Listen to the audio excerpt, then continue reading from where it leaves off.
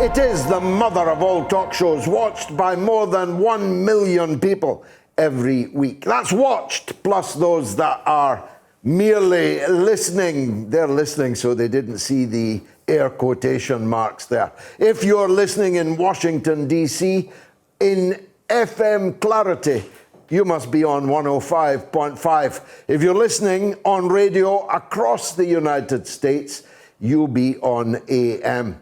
And if you're listening across the world, thanks to the wonders of the internet and SputnikNews.com, you are most welcome. But if you are watching as well as listening, as I think it's safe to say the majority now are, then a big welcome to you. If you're watching on Facebook, please share now with all of your contacts. If you're watching on my Facebook, good. If you're watching on RT's multiple Facebook pages, that's great too. If you're watching on my YouTube channel, please subscribe, because I'm some kind of medal holder there now because of the increase in our subscribers. And of course, you can, if they're not banned, you can watch on RT's multiple YouTube channels also. You can watch on Instagram, as lucky people right now are. You can watch on Twitch. You can watch on, I think, my Telegram channel now also. And follow me on Telegram, if you will, because, as I keep saying, that's our last redoubt. If a big algorithm were to turn nasty on us, my Telegram channel might be the last redoubt. But however you're watching or listening, a big welcome to what is going to be an important show. As Oscar Wilde said on the death scene in Charles Dickens' Little Nell, you'd have to have a heart of stone not to laugh. That's how I've felt all week as the big happy family that used to be called NATO began to tear lumps out of each other, withdraw ambassadors from capital cities, threaten retaliation. It has been simply glorious. France, which drowned its empire in blood from Côte d'Ivoire all the way to Algeria and Morocco, which spilt the blood of millions of martyrs rather than let the people of the colonies go free. France, which appears to have turned a Nelson's eye to the boats sailing out of the Channel ports laden with refugees from war-torn, famine-stricken France on their way to Britain. France, which has double-dealed on everybody all over the world for decades. France, which is up to its neck in blood in Syria and in Lebanon. France, which has become a byword for discrimination and bigotry at home, all in the name of laïcité, all in the name of secularism. France, led by the little Napoleonic dwarf, Macron, is crying into its Chablis. Is that French? Crying into its Chablis because their good friends, the United States, stabbed them in the back. Now, none of what I've said so far invalidates that judgment. They did stab them in the back. In fact, when they were frolicking in the southwest on the coast of England, when Joe Biden was threatening to walk off the pier into the waves if his wife hadn't caught him, Britain and the United States were double dealing against France and Macron at the G7 summit. Doesn't say much for French intelligence services. That's true. But it's also the case that the decision to go behind France's back, let them learn on the media that their 90 billion euro contract with Australia to build submarines was no more. Rien. It had been stolen from underneath their feet. And France is now in a position that it is going to have to respond. After all, little Macron has a presidential election coming up next year, which was going to be a tricky fixture in any case, but now he has either the opportunity of recovering the dignity of France or to go down in ignominy as the man cuckolded by Joe Biden. Joe is a baby kangaroo, you know. Cuckolded by Joe Biden, imagine.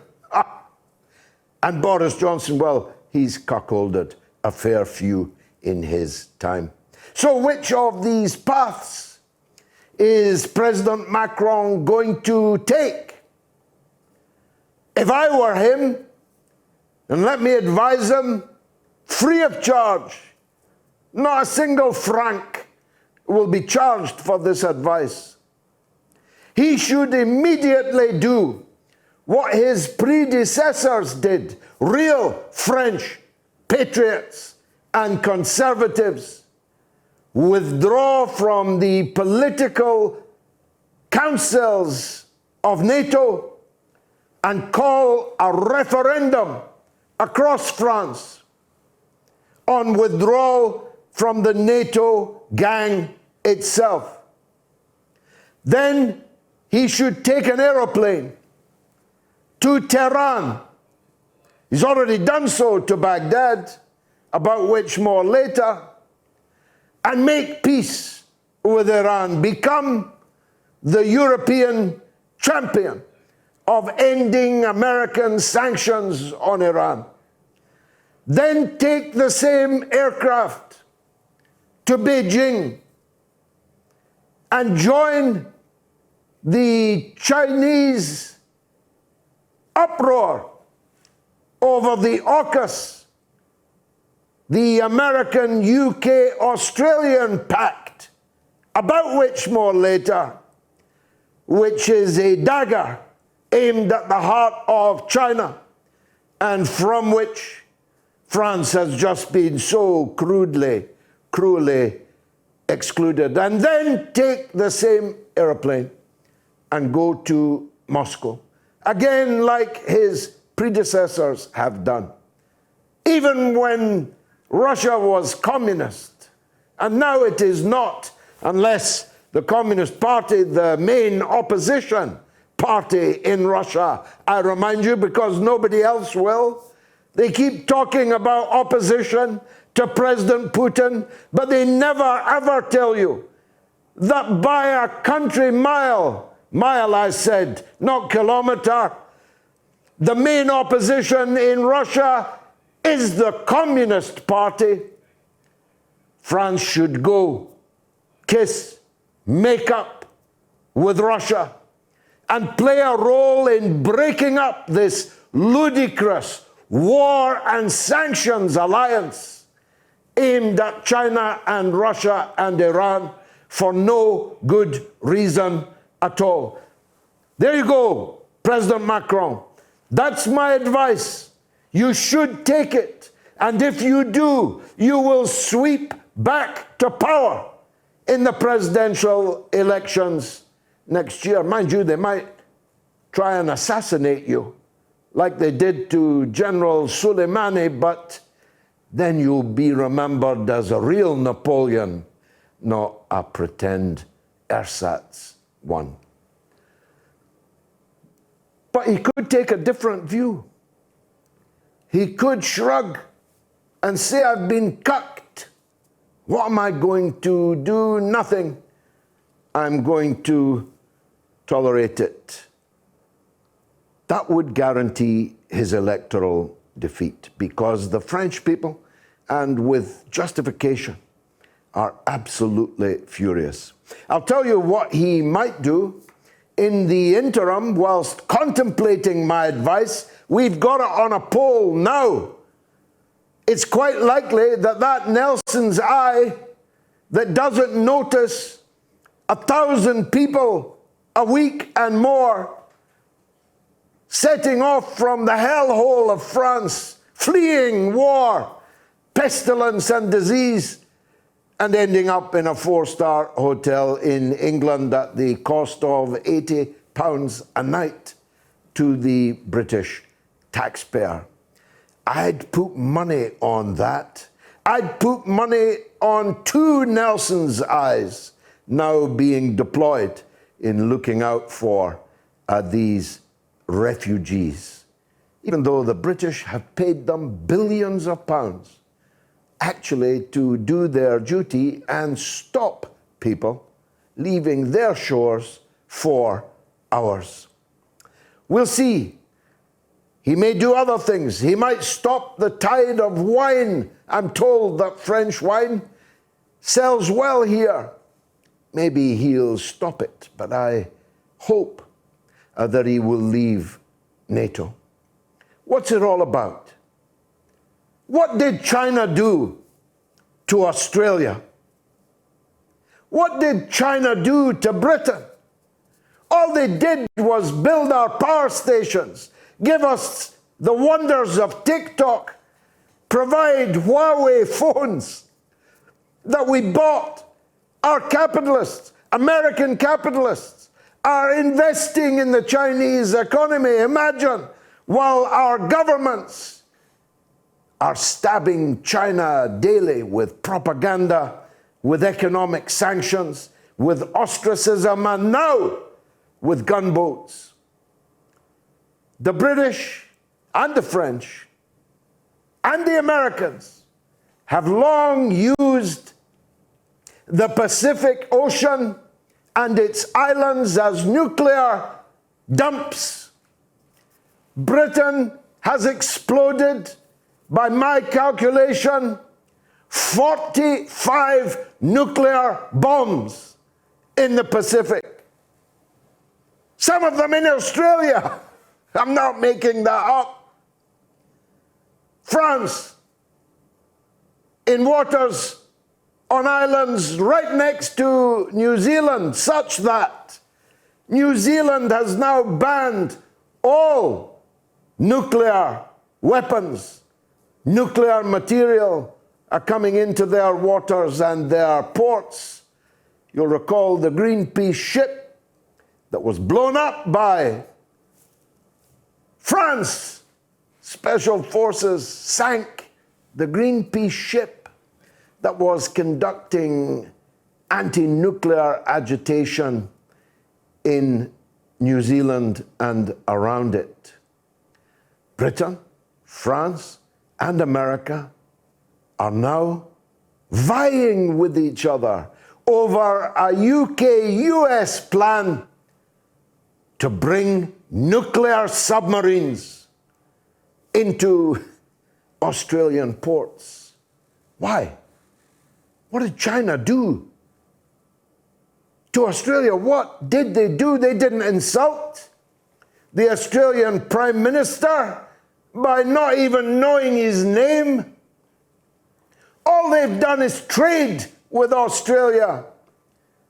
But now there's a new military alliance in town, on the high seas. Nuclear armed alliance on the high seas. Who sees? The South China Seas. The clue being in the name. Of course, 2 of them are pedalos, Britain and Australia. The Chinese could sink the entire Navy in an afternoon, in an hour. But these pedalos are the escort ships for American gunboat diplomacy. Why? Doesn't America have more to do fixing its own problems at home? The crumbling infrastructure, the mass poverty, mass evictions, racial turmoil, awash with guns. Does America have nothing more to do at home? To throw trillions of dollars into war after war after war. $2.3 trillion they spent in Afghanistan, leaving much of the hardware behind in the hands of the obscurantists. I tell you, as I told you last week, or it may have been the week before, if there is a war with China, it will be the last war. It will be the last everything. China is not Iraq. It's not even Iran. China is the world's most populous country with the world's biggest army, and its navy, its air force, and its nuclear force de frappe will reply, all guns blazing, to any military threat to its national sovereignty over its territory and water. Is that what you want? Do you want the world to end over a dispute of the Spratly Islands, really? Do you want the world to end over Formosa?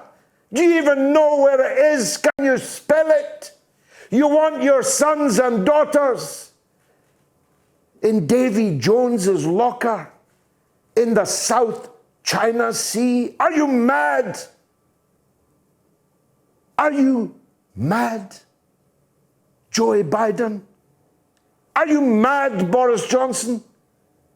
Are you mad, that fella down under, Powell, whose name nobody even knows?